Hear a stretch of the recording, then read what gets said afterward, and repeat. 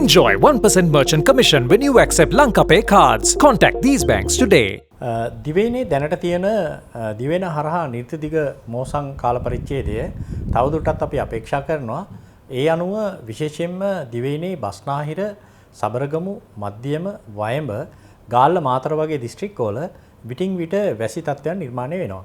හැබැයි මේ වැසිවල තියෙන ස්වභාවය තමයි මේ වැසි සාමාන්‍ය රාත්‍රී කාලයේ හෝ සන්ධ්‍යා කාලයේ තමයි සහ උදේ කාලේ වැඩියෙන් ඇති වෙන අවස්ථා තියෙනවා. හැබැයි දහවල් කාලයේදී සූර්යාලෝක වෙන අවස්ථා තමයි බහුලව දකින්න පුළුවන් වෙන්නේ.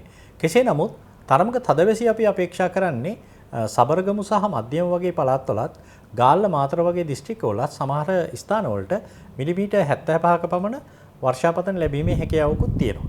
ඊට අමතරව සුපුරුදු ආකාරයට මේ දිවයින හරහා තියෙන සුළං තත්ත්වයේ වැඩිවීම තවදුරටත් අපි අපේක්ෂා කරනවා.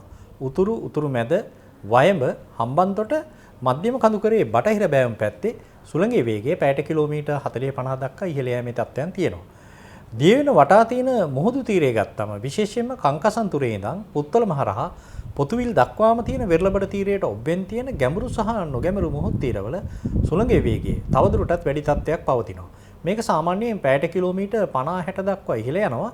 හැබැයි තනින් තන ඇති වෙන වැසිත් එක්ක මේ සුළඟේ වේගය පැයට කිලෝමීටර් 70 දක්වාත් ඉහළ යෑමේ තත්ත්වයන් තියෙනවා. ඊට අමතරව එම මුහුදු සීමාවල රළ ඉහළ යෑමේ තත්ත්වයක් තියෙනවා. අනවශ්‍ය බියක් ඇති කරගන්න එපා. මේක සුනාමි අනතුරක් නෙවෙයි. තවදුරටත් මේ වැසි තත්ත්වය අපි ඉදිරි දින කිහිපෙත් අඩු වැඩි වෙමින් පවතිනවා කියන එක කියන්න පුළුවන්. විශේෂයෙන්ම මතක් කරන්න ඕනේ මේ මධ්‍යම කඳුකරේ බටහිර බෑවුම් පැත්තේ තියෙන විදුලි බලාගාර ආශ්‍රිත ප්‍රදේශවලටත් සැලකිය යුතු වර්ෂාපතනයක් ලැබෙන හින්දා එම ජලාශවලත් ජල මට්ටම ක්‍රමක්‍රමයෙන් ඉහළ යන මට්ටම තියෙන බව අපි ජනතාවට මතක් කරනවා.